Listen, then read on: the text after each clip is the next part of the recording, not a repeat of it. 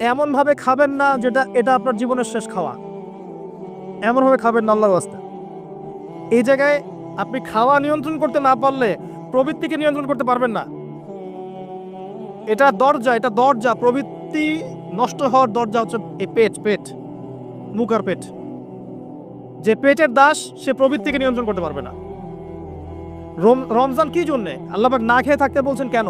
যাতে আপনি তাকওয়া অবলম্বন করতে পারেন, নফসটাকে কন্ট্রোল করতে পারেন। কথা কি বুঝতে পারছেন? পানি খাবো না কেন? পানি তো হালাল। নফসটা কন্ট্রোল করা, না আমি করব না। এটা আপনাকে প্রশিক্ষণ দেওয়া হচ্ছে, আত্মার নিয়ন্ত্রণের প্রশিক্ষণ দেওয়া হয় রমজান মাস। এটাই তো তাকওয়া। তাকওয়া মানে কি? এই যে একটা মরুভূমি মনে করেন, বা সমুদ্রের বিচ মনে করেন, কক্সবাজার সমুদ্রের বিচ, এখানে অনেকগুলো কাঁচের টুকরা রাখা আছে, কাঁচের টুকরা ফেলে দেওয়া আছে। আপনি হেঁটে হেঁটে যাচ্ছেন, পা ফেলছেন, টিপে টিপে পা ফেলছেন, এখানে একটা, ওখানে একটা, ওখানে একটা।